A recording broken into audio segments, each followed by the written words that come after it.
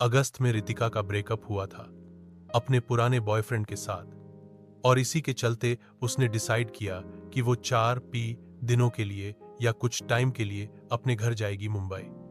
तो इंदौर में वह ट्रेन को बोर्ड करती है।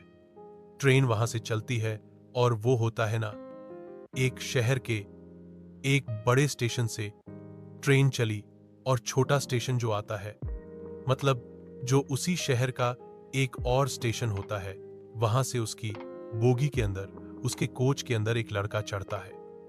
उस लड़के की सीट इसकी सीट से करीबन होता है ना, एक सेक्शन, दूसरा सेक्शन तीसरे सेक्शन में थी और अट्रैक्टेड है।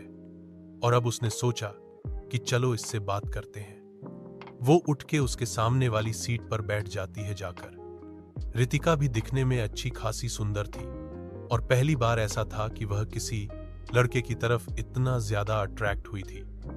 कभी कभी होता है जिसको आप क्रश बोलते हो, तो वो बैठ गई और बैठकर उस लड़के को देखने लगी। वो लड़का अपने फोन में लगा हुआ था, कुछ काम कर रहा था, पता नहीं क्या था, और रितिका की नजरें बस उसी के ऊपर टिकी हुई थी। उस वाले सेक्शन में सिर्फ यह दोनों ही बैठे हुए थे, आसपास कोई था भी नहीं। अब देखो, ट्रेन में तो अजनबी भी बात कर ही लेते हैं। तो उसने उस लड़के से बोला कि तुम कहां जा रहे हो। उसकी बात सुनकर उस लड़के ने फोन काम करते हुए से अपनी नजर उठाई और बोला कि अनजान आदमी को तुम नहीं आप बोलते हैं, और वैसे मैं मुंबई जा रहा हूं। इतना बोलकर वो वापस से अपने फोन में लग गया। रितिका को उसका लहजा पसंद नहीं आया, लेकिन उसने भी अपनी गलती मानी। उसे बोला सॉरी, और उसने पूछा कि तुम्हारा नाम क्या है। तो उसने नाम बताया कि मेरा नाम राज है। तो रितिका ने बोला, तो लो हो गई मुलाकात, अब हम लोग अजनबी नहीं है। मेरा नाम रितिका है और तुम्हारा नाम राज है। हमारे तो नाम के इनिशियल लेटर्स भी सेम है। उस लड़के ने एक बार उसकी तरफ देखा और फिर वापस से इग्नोर करके अपने फोन में लग गया। अब रितिका ने जब यह देखा तो उसने अपने मन ही मन बोला, अच्छा, इतना रूड बात नहीं करेगा, ठीक है, चैलेंज तो बनता है, अब इससे तो बात मैं करवा के ही मानूंगी। अब रितिका एक अलग होन में आ चुकी थी। उसका जो ब्रेकअप वाला वो था दर्द, वो सब गायब हो मुश्किल से बाहर निकली थी, और अब दोबारा वो घबरा रही थी आगे स्टेप लेने से। लेकिन पता नहीं ऐसा कौन सा आकर्षण था उस लड़के के अंदर कि रितिका अब आगे बढ़ने को तैयार थी।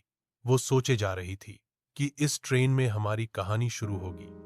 उसकी जो पिक्चर थी परफेक्ट लव स्टोरी वाली, उसके बारे में वो सोच रही थी और मन ही मन हाथ जोड़ के वो कह रही थी, हे शिवजी, यह लड़का मुझे पसंद कर ले और हमारी शादी हो जाए। पहली मुलाकात में इतना कुछ सोच लेना, वो भी वन साइडेड। अभी तक ना तो उस लड़के को जानती थी, ना उसके बारे में कुछ जानती थी, और मूड खराब हो गया। इतनी रुडनेस, और उठकर वह जाकर वापस से अपनी सीट पर बैठ गई। चाहे वह गुस्सा था, लेकिन अपनी सीट पर बैठे बैठे भी उसकी नजर वापस से वहीं पर जा रही थी। उसका ट्रेन का सफर बहुत खराब गया। खैर, अपने डेस्टिनेशन पर पहुंचे। वो ट्रेन से उतरी, अपने घर पहुंची, और उसने जब वो उतरे, दोनों एक ही स्टेशन पे उतरे थे, मुंबई पे ही। आई थिंक वो लड़का भी मुंबई ही से ही था, या आई डोंट नो, बट वो दोनों एक स्टेशन पे उतरे। उसने स्टे में उतर के भी एक झलक उसको देखा, और उसके बाद वह अपने रास्ते निकल गई। उसे लगा कि शायद उसकी यह बात नहीं बनने वाली है, लेकिन वह होता है ना मैनिफेस्टेशन। जिस चीज को आप सच्चे दिल से मांग लो, वो घूम फिर कर आपके पास आ ही जाती है। और रितिका के इस थॉट का मैनिफेस्टेशन हुआ 2 महीने के बाद 2024 में, जब उसके ऑफिस में डालमिया के साथ एक प्रोजेक्ट में कोलैबोरेशन की डील हुई। रितिका अपनी कंपनी के अंदर मार्केटिंग मैनेजर थी और उसको अपनी टीम को लीड करना था। अब यहां आपको थोड़ा ड्रामेटिक लगेगा, लेकिन यह सब एक्चुअल में हुआ। रितिका जो है अपनी टीम के साथ उनके ऑफिस पहुंचती है, और वहां पहुंचकर उनको वहां के लीड मैनेजर से मिलना था। और जब वह वहां पहुंची और उस लीड मैनेजर से उसकी मुलाकात हुई, तो रितिका बस सब कुछ देखती रह गई। यह वही ट्रेन वाला राज था जो उधर से उस कंपनी की तरफ से टीम को लीड कर रहा था। वो उस कंपनी का प्रोग्राम मैनेजर था। और जैसे ही राज ने रितिका को देखा, उसके मन में से भी यह आवाज आई कि ये तो वही लड़की है, इसको मैं आधा घंटा तो झेल नहीं पाया, ये 3 महीने के प्रोजेक्ट पे कैसे झेलूंगा, लेकिन अब जो भी है कंपनी का काम है, करना तो पड़ेगा ही। और इधर रितिका सोच रही थी कि इतने बड़े शहर में यही आके वापस मुझे मिला, तो उसने अपनी फ्रेंड पूजा को मैसेज किया कि मुझे वही ट्रेन वाला लड़का यहां पर मिला और ये मेरा प्रोजेक्ट मैनेजर है। उधर से उसकी फ्रेंड का रिप्लाई क्या बात कर रही है, सही है तो तू उससे बात कर, तो ये वापस मैसेज करती है, अब बात तो करूंगी, हम दोनों ही अपनी टीम को लीड कर रहे हैं, बट यार तू सोच कहां वो मुझे ट्रेन में मिला था, कहां मेरा उसके ऊपर क्रश जागा था, और इतने बड़े शहर में घूम फिरकर वापस मुझे मिल गया है, यह जरूर किसी ना किसी बात का इंडिकेशन है। उधर से उसकी फ्रेंड ने कहा, अच्छी बात है यार, जो तू चाहती थी तुझे मिल गया, अब तू आगे बढ़। इधर राज भी बहुत सारी बातें सोच रहा था, लेकिन सरप्राइजिंगली रितिका बहुत ज्यादा प्रोफेशनल निकली। वह अपने प्रोजेक्ट को बहुत अच्छे से हैंडल कर रही थी, अपनी टीम को बहुत अच्छे से वो हैंडल करती थी, मैनेजमेंट उसका बहुत अच्छा था। और यही सारी बातें देखकर राज को लगा कि ठीक है, पर्सनल लेवल पर कुछ भी हो, लेकिन प्रोफेशनली तो ये प्रोजेक्ट बहुत अच्छा काम करेगा। और इस तरह से धीरे धीरे वो रितिका के साथ ओपन अप बाइट होने लगा। अब रितिका के मन में तो पहले दिन से ही राज के लिए फीलिंग्स जाग गई थी, बट राज के मन में ऐसी कोई फीलिंग्स नहीं थी। लेकिन वो होता है ना कि जब 2 लोग साथ में काम करते हैं, इंटरेक्शन होता है, दोनों दिखने में ठीक है और एक आदमी के मन में एक फीलिंग जागी हुई है, तो कुछ ऐसा ही यहां पर भी हुआ। धीरे धीरे प्रोजेक्ट के सिलसिले में बैठते, बात करते, डिस्कशन करते, जब वर्क में बात होती है तो इधर उधर की बातें भी होना शुरू होती है, और धीरे धीरे इन दोनों के बीच में रिलेशनशिप डेवलप होना शुरू हुआ। और इस तरह से इन दोनों के बीच में एक सिचुएशन शुरू हो गई। रितिका की तरफ से तो यह रिलेशनशिप था, लेकिन राज की तरफ से सिर्फ और सिर्फ एक सिचुएशन थी।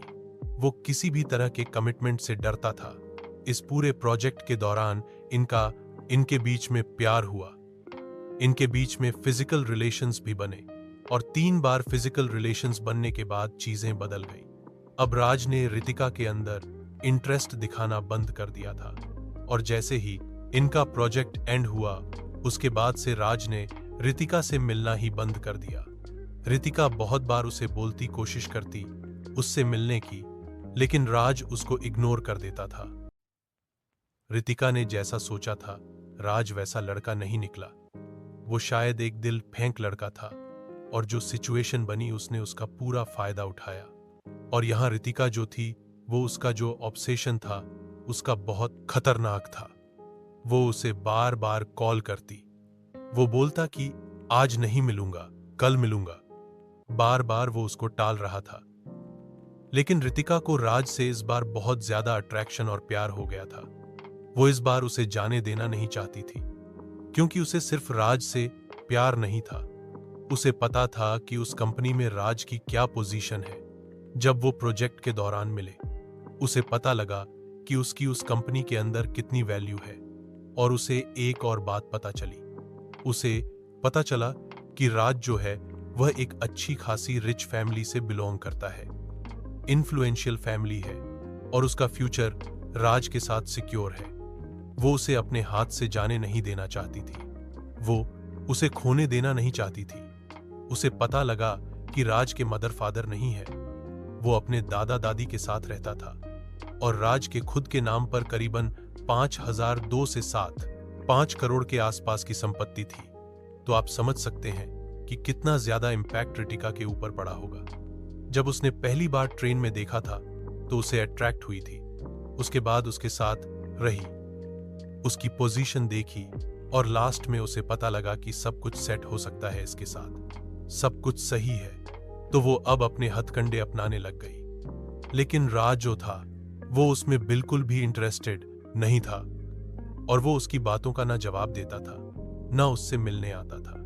उसने अपनी फ्रेंड पूजा से बात की और पूजा से बात करके जब उसने यह सब कुछ बताया तो उसने बोला कि यार तेरी सारी बात सही है, तू अपना फ्यूचर देख रही है, लेकिन वो तुझ में इंटरेस्टेड नहीं है।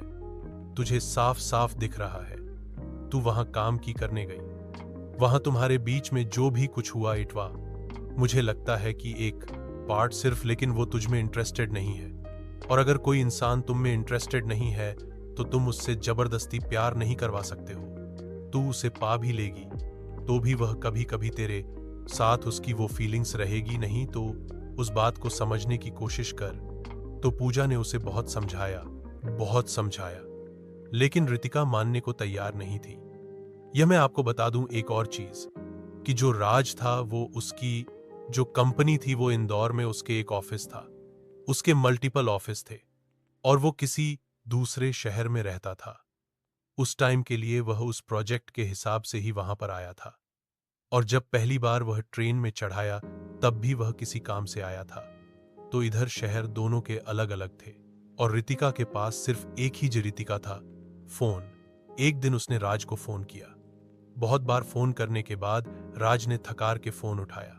उसने कहा कि अगर तुम मुझसे मिलने नहीं आ सकते हो तो मैं तुमसे मिलने आती हूं। वो सीधा उसके ऑफिस पहुंचती है, वहां उससे मिलती है और उससे बोलती है कि आखिर तुम मुझसे बात क्यों नहीं करते हो। तो बोलता है कि देखो जो था वो हो गया, मुझे अब इसमें तुम में कोई इंटरेस्ट नहीं है। तो बोलती है अच्छा ठीक है, मैं अब दोबारा कभी नहीं आऊंगी, लास्ट बार आई हूं, एक बार तो शहर घुमा दो। तो राज बोला अच्छा ठीक है, फिर उसके बाद हम कभी नहीं मिलेंगे। तो बोलती हां, अब वो इधर से क्या प्लानिंग करके गई थी राज को भी नहीं पता था। तो ये लोग घूमने के बाद ये शंकर भगवान के एक मंदिर में गए, शिव पार्वती का मंदिर था। वहां पर रितिका बोलती है कि देखो मैंने तो दिल से तुम्हें अपना पति मान लिया है, मैं तो तुमसे शादी करना चाहती हूं, लेकिन तुम मुझ में कोई इंटरेस्ट नहीं दिखा रहे हो और तुम यह कह रहे हो कि आज के बाद हम नहीं मिलेंगे। तो राज ने उसकी बात सुनी। उसने बोला कि मेरी एक लास्ट इच्छा है, वह पूरी कर दो। तो बोलता है बताओ क्या, तुम मेरी मांग में सिंदूर भर दो, तुम चाहे मानो ना मानो, लेकिन मैं तुम्हें हमेशा अपना पति मान के चलूंगी। थोड़ा अजीब लगा, उसने लगा ठीक है यार, ये आफ्तर से तो छूटेंगे। तो उसने उसके मांग में सिंदूर भरा। उसके बाद उनकी एक तरीके से यह मान लो आप शादी हो गई ये वाली, पता है जो मूवीज के अंदर होती है, बिल्कुल वैसे ही कुछ इस तरह का उसने सीन क्रिएट किया। फिर इसके बाद इनकी आफ्टर मैरिज सुहागरात भी हो गई। अब अगले दिन राज निकला अपने रास्ते, लेकिन रितिका मन राज को अपना पति मान चुकी थी। रितिका के लिए सब कुछ जितना सीरियस हो रहा था, राज के लिए सब कुछ उतना ही मजाक था। उसे लगा था कि मजाक में ही उसने ये सब की है, शादी वगैरह, मतलब जो उसकी मांग में सिंदूर भरा है। वैसे भी इन दोनों की एज में बहुत डिफरेंस था, जहां पर रितिका करीबन 28 साल की थी, आरजे की उम्र करीबन 36 साल थी। अब इसके बाद रितिका वापस अपने शहर आ गई और अपने शहर आते ही जब उसने आरजे को फोन किया तो राज ने उसका फोन ब्लॉक कर दिया। उसे व्हाट्सएप से उसने अपने बाकी सारे सोशल मीडिया से रितिका को ब्लॉक कर दिया था। अब रितिका की हालत खराब हो गई, वो वापस से उसी जगह पहुंच गई जहां पहले उसके साथ यह सब हुआ था। वो बहुत परेशान थी। पूरी रात उसने पूजा से बात की, रो रही थी, बोल रही थी कि मेरे साथ यह सब क्यों होता है, फिर से मेरे साथ यह हो रहा है। पूजा ने उसे समझाया कि देख जो हो गया सो हो गया, तू भी तो समझने की कोशिश कर। वो लड़का टॉक्सिक है, उसे तुझ में कोई इंटरेस्ट नहीं है, वो सिर्फ तुझे यूज कर रहा है। जब तू उसके पास जाती है वो तुझे यूज करता है और उसके बाद फिर से तुझसे बात करना बंद कर देता है।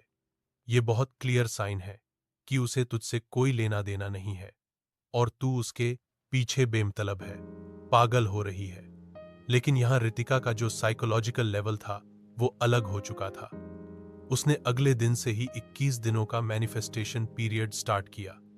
अब मैं आपको बता दूं, कहीं ना कहीं उसने वो टेक्निक देखी कि 21 दिनों तक आपको हर टाइम दिमाग में आपकी जो चीज चाहिए वो चाहिए होती है और उसकी बारे में आप सोचते रहते हो। लेकिन 7 दिन गुजरने के बाद भी जब कुछ नहीं हुआ तो उसने वह छोड़ दिया। फिर वह अपनी कुंडली लेकर एस्ट्रोलॉजर्स के पास पहुंचने लगी। उन एस्ट्रोलॉजर्स ने उसकी कुंडली देखकर बताया कि भाई, उसके भाग्य में इस लड़की के साथ रिश्ता नहीं है, ऐसा नहीं हो सकता। लेकिन वो यह सब भी मानने को तैयार नहीं थी। पता नहीं ऐसा कौन सा भूत सवार हो गया था उसके ऊपर कि बस वो राज को किसी भी कीमत पर पाना चाहती थी। उसी के ऑफिस में उसका ही एक कलीग था जिनको भैया बोला करती थी, और उन भैया ने जब उससे सारी बातचीत सुनी तो उसने कहा, एक काम करो, तुम ऊपरी ताकतों का सहारा लो, तुम्हारा काम बन जाएगा। उन भैया ने ही उन्हें मुंबई में एक बाबा का एड्रेस दिया। वो उन बाबा के पास गई और जाकर उनको सारी बात बताई। तो बाबा बोले कि तुम जो चाह रही हो वो हो जाएगा, लेकिन तुम उस लड़के के साथ रह नहीं पाओगी। इसलिए तुम जो भी करना चाहती हो पहले अच्छी तरह से सोच समझ लो। उनसे मिलने के बाद उसने पूजा को फोन किया। पूजा को फोन करके उसने बताया तो उसने बोला कि देख, यह सब ठीक नहीं है और मैं इसमें तेरा बिल्कुल भी साथ नहीं दूंगी। तू पागल हो चुकी है, ऐसे भी उस इंसान को पाकर तुझे क्या मिल जाएगा। लेकिन रितिका उसकी बात सुनने समझने को बिल्कुल भी तैयार नहीं थी। वो फिर अगले दिन जाकर उन बाबा से मिली। उन बाबा ने उसे कुछ चीजें दी, कुछ तावीज दिया, कुछ पानी दिया। 2-3 दिन तक वो सब यूं करने के बाद उसने देखा कि तीसरे दिन राज ने उसको ब्लॉक से हटा दिया। उसने उसको फोन किया। राज ने उससे बहुत अच्छे से बात की। 2-3 दिन अच्छी बात हुई और अब रितिका को यह लगने लग गया था कि बाबा ही उसे राज से मिलवा सकते हैं। लेकिन उसका यह वहम भी बहुत जल्दी दूर हो गया। वह वहां से आई और उसके 2-3 दिन बाद ही वापस राज ने उसको ब्लॉक कर दिया। अब ऐसा होता था कि जब उसकी इच्छा होती वह उसे अनब्लॉक करता, उससे बातचीत करता, फिर जब उसकी इच्छा होती है ब्लॉक करके भाग जाता। इन सब से वो बहुत ज्यादा परेशान हो गई थी। लेकिन उसे एक चीज समझ में आ गई थी कि अगर कुछ काम कर सकता है तो वो यह है, ऊपरी ताकत। क्योंकि जिस दिन वो उन बाबा से मिली थी, उनसे मिलने के कुछ दिनों तक राज ने उससे बात की। रितिका को किसी भी कीमत पर राज चाहिए था और ऑफिस से आने के बाद पूरी रात भर वह इंटरनेट के ऊपर वशीकरण की चीजों के बारे में ढूंढती रहती थी। वह उन्हें ट्राई करने का सोचती, लेकिन इंटरनेट पर प्रॉपर उसे मंत्र और विधियां लिखी हुई नहीं मिलती थी, तो इसलिए वह काम भी नहीं करते थे। 2024 के बीच में वो इतनी ज्यादा फ्रस्ट्रेट हो गई थी कि उसने सोचा कि अगर उसे राज नहीं मिला तो अपनी जिंदगी ही खत्म कर लेगी। और इसी चक्कर में उसने नींद की गोली ले ली, पूरी की पूरी बोतल। लेकिन उसके दोस्त और ऑफिस वाले उसकी कंडीशन से अवेयर थे। उन्होंने उसे फटाफट से हॉस्पिटलाइज करवाया और उसकी जान जाने से बच गई। ऑफिस वालों ने यह पूरी बात दबा दी ताकि किसी को कुछ भी पता नहीं चले। उसकी जान तो बच गई, लेकिन राज के लिए उसका ऑब्सेशन नहीं गया। फिर उसकी एक बचपन की दोस्त थी जो उसे घुमाने के लिए शिलंग ले गई। वो उसके साथ घूमने गई। वो उसे इसलिए लेकर गई कि ताकि उसका थोड़ा माइंड डाइवर्ट हो। लेकिन शायद उसकी वो दोस्त भी गलत थी। वहां जाकर रितिका ने अपनी दोस्त से बोला कि यार, मुझे ना मां कामाख्या के मंदिर भी जाना है, मेरे को उनके दर्शन करने हैं। उसकी फ्रेंड उसे अपने साथ मां कामाख्या के मंदिर लेकर गई। उस टाइम पर वहां पर अंबाबूची का मेला चल रहा था। इस वजह से उसे मां कामाख्या के दर्शन तो नहीं हो पाए, लेकिन रितिका यह बात बहुत अच्छे से जानती थी कि उस मंदिर और उसके आसपास बहुत सारे तांत्रिक रहते हैं और शायद वो उसका काम कर सकते हैं। उसने वहां पर अलग अलग लोगों से बात की कि कुछ लोगों ने कहा कि तुम मायंग जाओ, मायंग में जाकर तुम्हारा यह काम हो सकता है। फिर उसे एक बाबा मिले।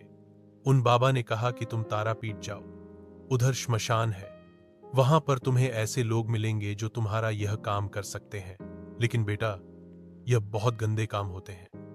काली मां के साधक जो मां की साधना करते हैं वो ये काम कभी नहीं करेंगे। और जो लोग तुम्हें वहां पर यह काम करने वाले मिल जाएंगे तो यह ध्यान रखना, तुम्हारा पैसा पानी की तरह बहेगा। इसका प्रभाव तुम्हारे ऊपर उल्टा भी हो सकता है। इसलिए मैं तो तुम्हें यह समझाना चाहूंगा कि यह सब मत करवाओ, इस सब के पीछे मत पड़ो, अपना जीवन जियो। लेकिन रितिका के ऊपर एक अलग ही नशा चढ़ा हुआ था। उसे तो कैसे भी करके सिर्फ और सिर्फ राज चाहिए था। वहां से लौट कर आई। उसने अपनी फ्रेंड पूजा से रिक्वेस्ट की कि यार मैं ना ऐसे ऐसे तारापीठ जाना चाहती हूं, तू मेरे साथ चल। तो पूजा ने साफ साफ मना कर दिया कि मैं तेरा इन सब कामों में साथ नहीं दूंगी, तू पागल हो चुकी है, यह सब गलत है, तू समझ। वह लड़के को अगर तू बांध के अपने पास ले भी आई तो यह प्यार थोड़ी ना है, यह तो गुलामी है, यह कोई शादी नहीं होती। यह तूने जो किया वो कोई शादी नहीं है। तुमने 7 फेरे नहीं लिए हैं, तुम अग्नि के समक्ष मंत्रों से बंधे हुए नहीं हो, तुम खाली ऑब्सेस्ड हो। वो ब्लॉक करके निकल गया और तुम यहां पागल हो रखी हो। किसी पीर बाबा की वजह से वो तुमसे बात नहीं करता है। उसकी जब इच्छा होती है वो तुमसे बात करता है, जब इच्छा होती है वो तुमको ब्लॉक कर देता है। वो तुझे नचा रहा है और तू नाच रही है, और जो तू यह करने जा रही है बिल्कुल भी ठीक नहीं है। उसकी ये बात सुनकर रितिका भड़क जाती है और बोलती है कि कोई तुझसे, तू किसी से अगर प्यार करती और वो तेरे साथ ऐसा करता ना, तो तुझे समझ में आता कि मेरे साथ क्या हो रहा है। तो पूजा बोलती है ऐसा नहीं होने वाला है, और अगर ऐसा हुआ भी ना तो मैं खुद जाकर बातचीत करके चीज को एंड करना पड़ा तो एंड करके आ जाऊंगी। और वैसे भी किसी इंसान को जिसका मुझ में कोई इंटरेस्ट नहीं है, मैं उसे अपनी जिंदगी में लाने के लिए, अपने पास बांधने के लिए अपनी एनर्जी को वेस्ट नहीं करूंगी। और मैं तुझे भी यह समझा रही हूं, तू यह सब छोड़ और अपनी आगे की लाइफ पर ध्यान दे। लेकिन वो कहते हैं ना, विनाश काले विपरीत बुद्धि। रितिका कुछ समझने को तैयार नहीं थी। वो बोलती कि मैं तो करूंगी, तू चाहे मेरा साथ दे चाहे मत दे, मैं वहां जाऊंगी, तू मुझे मत सिखा। और इसके बाद अगले ही दिन रितिका ने कुछ मेडिकल इमरजेंसी बोलकर ऑफिस से करीबन 1 हफ्ते की छुट्टी ली और वह निकल गई तारापीठ। और वहां जाकर वो ढूंढने लगी कौन उसका काम करेगा। अब यह तो आपको देखने को मिल ही जाएगा अभी। तो यह वहां पहुंचती है, वहां उसे एक लेडी मिलती है। वो उस लेडी को बताती है, लेडी बोलती है कि मैं तेरा काम कर दूंगी, लेकिन 100,000 का खर्चा आएगा। उसने बोला ठीक है। तो उस लेडी ने क्या किया, उसने राज की फोटो से एक डोल बनाई। उस डॉल पर उसने स्त्री यंत्र बांधा। यह स्त्री वशीकरण यंत्र होता है। वो बांधा और उसके बाद उस डोल को जमीन में गाड़ दिया और बोला कि अब हम एक और पूजा करेंगे जब तुम्हारा पीरियड आएगा, तुमको तब आना है। अब उसका चक्कर क्या था कि जब उसका मैनुअल साइकिल आता, यानी उसके पीरियड्स आते, तो उसके ब्लड को वह लेडी अभिमंत्रित करके राज को देगी और फिर उसे उस ब्लड को राज को पिलाना है। तो यह सारी बातचीत करके वापस आई। नेक्स्ट मंथ जब उसके पीरियड्स आने वाले थे, वापस उसने ऑफिस से छुट्टी ली और वहां पर उस लेडी के पास गई। उस लेडी ने उससे ब्लड लिया। उस ब्लड को उसने अभिमंत्रित किया और उसने कहा कि अगले महीने का साइकिल आने से पहले तुमको इसे उस लड़के को पिलाना है, वरना यह काम नहीं करेगा। अब आप देख सकते हैं वो किस लेवल तक जा रही थी। आपको क्या लगता है वो अपने प्लान में सक्सेसफुल होगी या नहीं? उसने वो ब्लड लिया, वापस से पहुंची। उसने राज को कॉल किया, लेकिन राज ने तो उसका नंबर ब्लॉक किया हुआ था। तो इस बार उसने एक नया नंबर लिया। उस नए नंबर से उसने राज को कॉल किया। राज ने कॉल उठाया और जैसे उसे पता लगा कि रितिका है, उसने वापस से उस नंबर को भी ब्लॉक कर दिया। फिर उसने अपने कलीग से बात की, उससे बोला कि राज से बात करें, मुझे उससे एक बार मिलना है। बहुत रोने गिड़गिड़ाने के बाद फाइनली राज तैयार हुआ कि वो उससे मिलने आएगा, लेकिन उसकी कंडीशन यही थी कि वो सुबह आएगा और शाम को चला जाएगा, और इसके बाद वह कभी दोबारा उससे मिलने के लिए नहीं कहेगी। रितिका इस चीज के लिए तैयार हो गई, क्योंकि उसे तो बस थोड़ा सा टाइम चाहिए था अपनी इस योजना को सफल बनाने के लिए। लेकिन हुआ कुछ और ही। राज वहां से निकला, लेकिन निकलते निकलते उसके हाथ पर, या पता नहीं, हाथ पर किसी वजह से चोट लग गई, और चोट लगने की वजह से उसने अपना आने का प्लान कैंसिल कर दिया। तो अब रितिका का प्लान फेल हो गया और वो अपनी इस योजना में असफल हो गई। राज उससे मिलने नहीं आया और वह उसे वो ब्लड पिला ही नहीं पाई। तो फिर से गई उस लेडी के पास। उसने उसको बताया। उस लेडी ने बोला कि इस बार 123,000 लगेंगे, और अगर इस बार तुम उसे नहीं पिला पाई, यह चीजें नहीं खिला पिला पाई, तो उसमें मैं कुछ नहीं कर सकती। तो रितिका उससे बोलती है कि मैं क्या करूं, वो आता ही नहीं है। एक काम करो, मैं आपको यूरो 10,000 और दूंगी। आप कुछ ऐसा करो कि वह आए। जब वह आएगा तभी तो मैं उसे कुछ खिला पिला पाऊंगी। अब यह बातचीत करके वह वापस वहां से आ गई। इधर उसे पता लगा कि राज का एक्सीडेंट हो गया है। तो अब एक्सीडेंट होने के बाद उसके पैर में फ्रैक्चर हो गया था, तो वह तो आ ही नहीं सकता था। तो रितिका ने प्लान बनाया कि वो उससे मिलने जाएगी। वो वहां जाती है, उसे जाकर बोलती है कि उसे बहुत दुख हुआ है ये सुनकर कि उसका एक्सीडेंट हुआ है, और अब जब तक वो ठीक नहीं हो जाता वो यहीं रहेगी, उसकी केयर करेगी।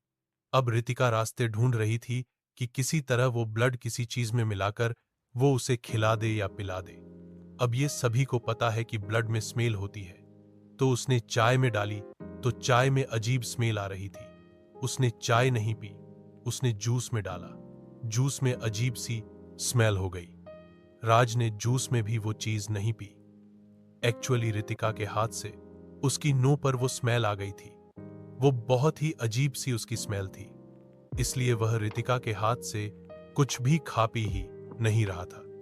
थक हार कर रितिका वापस वहां से आ गई और उसका पैसा भी वेस्ट हो गया, और सबसे बड़ी बात, उसका जो प्लान था वो फेल हो गया और वो डिप्रेशन में चली गई। आते ही रोना पीटना शुरू कर दिया उसने कि पता नहीं मेरे साथ ऐसा क्यों हो रहा है, मुझसे किस बात का बदला लिया जा रहा है। वो मुझसे प्यार नहीं करता, लेकिन मैं तो उससे प्यार करती हूं। अब फिर से उसकी यह हालत देखकर वो जो उसके सीनियर थे, जिनसे पिछली बार वह पीर बाबा के पास गई थी, वो उन्हें एक और पहुंचे हुए पीर बाबा के पास लेकर गए। उन्होंने कहा कि मैंने चमत्कार होते हुए देखे हैं, यहां से तुम्हें अपनी प्रॉब्लम का सलूशन जरूर मिलेगा, और इस बार मैं भी तुम्हारे साथ चलूंगा। वो उसे लेकर गए। वो लोग पीर को इसर बोलते थे, तो वो लोग उनरार से मिले। तो जो इसर थे उनको पूरी बात बताई गई। उसकी बात सुनने के बाद उन्होंने बोला कि तुम्हारा काम हो सकता है, लेकिन तुम्हें उसे कुछ खिलाना पड़ेगा। एक कीड़े की खाल के अंदर एक मंत्र बांध के दूंगा, और एक मुवक्किल को उसके साथ बांध के भेजेंगे। वो मुवक्किल उसके शरीर में जाकर रहेगा और वह उसे खींच कर यहां लेकर आएगा, लेकिन वो मुवक्किल उसके अंदर रहेगा, कब्जा करेगा, तभी वह उसे यहां ला सकता है। बताओ तुम्हें मंजूर है? अब मैं आपको यहां बता दूं, मुक्किल का मतलब यहां पर है एक जिन। वो जो इजरार थे वो एक जिन को बांध के भेजेंगे, एक जिन को भेजेंगे उस लड़के के शरीर में। वो उसके शरीर पर कंट्रोल करेगा, उसके माइंड पर कंट्रोल करेगा, और फिर वो उसे रितिका के पास लेकर आएगा। अब रितिका इतनी पागल थी, इतनी ऑब्सेस थी राज को लेकर, कि उसे जब दिख गया कि राज इतनी आसानी से मेरे पास आ सकता है, तो उसने यह नहीं सोचा, यह नहीं पूछा कि उसको निकालेंगे कैसे। उसने फटाफट से हां बोल दिया। उसके हां बोलने के बाद उन्होंने कहा कि सब काम करने के लिए एक तो भैंसा लगेगा, और वो जो स्किन है वो लाने का भी पैसा लगेगा। भैंसे के 35 पंचे 1000, और वो चमड़ी लाने के वो 1000 लगेंगे। कब? और अगले जुम्मे तक तुमको यह लाना पड़ेगा, तब जाकर तुम्हारा काम। रितिका ने कुछ नहीं सोचा, वो गई। उसने अपनी एफडी तोड़ी, कुछ लोगों से पैसे उधार लिए, और अगले जुम्मे से पहले पहले उसने वो 7,000 लाकर उसको दे दिए। और उस शुक्रवार के बाद 2 दिन के बाद आगे होकर राज का कॉल आया रितिका के पास। उसने उसे सारे सोशल मीडिया पे से ब्लॉक हटा दिया, उसके फोन नंबर को अनब्लॉक कर दिया। उसने खुद उससे फोन करके माफी मांगी प्यार भरी बातें की। वीडियो कॉल शुरू हुए और इस तरह से रितिका और राज का यह जो रिश्ता था यह वापस से रिस्टार्ट हुआ। अब रितिका बहुत खुश थी। उसने पूजा को फोन किया और उसको बताया कि कैसे उसने जीत हासिल की। उसके लिए बहुत बड़ी विक्ट्री थी। पूजा ने उसे कुछ नहीं कहा क्योंकि उसे पता था वह कुछ भी कहेगी तो भी वह मानेगी नहीं। इसके बाद रितिका अपने वही जो सीनियर थे जिसने उसकी हेल्प की थी उसके साथ वो राज के यहां गई। उन लोगों ने पान के अंदर उस स्किन को मिलाकर राज को खिला दिया। अब यह जो उन्होंने प्रोसेस किया इसके बाद ये लोग आ गए और अब अगले 45 दिन बहुत ज्यादा अहम थे। अब अगले एक वीक में सब कुछ ठीक हो गया। राज ने खुद रितिका से कहा कि मुझे पता है कि हमारी शादी बिल्कुल चुपचाप हुई थी, लेकिन वह थी तो शादी ही मैं अपने घर वालों से बात करूंगा। रितिका, मैं अब जिंदगी भर तुम्हारे साथ रहना चाहता हूं। रितिका तो 7वें आसमान पर थी, लेकिन उसे याद आया कि उसने राज को नुकसान पहुंचाने के लिए, उसे अपने वश में करने के लिए वहां तारापीठ में उस औरत से कुछ करवाया था। वो वापस से वहां जाती है, उस लेडी से जाकर बोलती है कि जो तुमसे नहीं हुआ वो मैंने किसी और से करवा लिया है। अब तुमने वो जो डॉल बनाई थी उसको नष्ट कर दो। अब मुझे उसको कोई दुख नहीं देना है। सादिका उसे देखकर थोड़ी देर चुप्पी साध ली और फिर बोली, जिस राह पर तुम निकल गई हो ना लड़की, वो बहुत खतरनाक है। एक बात बताओ, जिस इंसान से तुमने यह काम करवाया है उसे जरूर पूछ लेना कि उस लड़के के अंदर जो चीज उसने डाली है अगर वह कभी बाहर नहीं निकाल पाया तो। रितिका ने उसकी बात को सुनकर अनसुना कर, वह जो चाहती थी वह सब हो रहा था। राज 3 बार रितिका से मिलने आया। वो अच्छे से रहते, घूमते फिरते, सब बढ़िया चल रहा था। राज ने यह भी कहा कि वह अब रितिका से शादी करना चाहता है। रितिका ने अपने घर पे बात की तो जब रितिका के फादर को पता लगा इनके बीच में इतना एज डिफरेंस है तो उन्होंने शादी के लिए मना कर दिया। उधर राज के घर पे जब बात की तो उनके घर वाले शादी के सख्त खिलाफ थे। तो इस तरह से यह हुआ कि दोनों ही तरफ जब शादी के लिए मना हो गया, लेकिन यहां अब राज रितिका का हाथ छोड़ने को तैयार नहीं था और 1 मंथ के अंदर ही यह दोनों लिवन में रहने लगे। इनको था कि ठीक है, शादी तो हमारी हो ही रखी है, लेकिन अब यहां पर एक चीज डिफरेंट हो गई थी। वो राज जो पहले थोड़ा इंट्रोवर्ट था, सॉफ्ट नेचर का था, अब वह बहुत ज्यादा गुस्सैल हो गया था। उसका नेचर अग्रेसिव होता जा रहा था। अब वो चिकन भी खाता था, दारू भी पीता था। हर दिन उसको ये चीजें चाहिए होती थी और एक सबसे बड़ी चीज जो उसे हर दिन चाहिए होती थी वो था सेक्सुअल इंटरकोर्स। रितिका मना करती तो जबरदस्ती किया करता था। धीरे धीरे रितिका बहुत चिड़चिड़ाने लगी। इस बात से परेशान होकर वापस से वो इजरार के पास गई।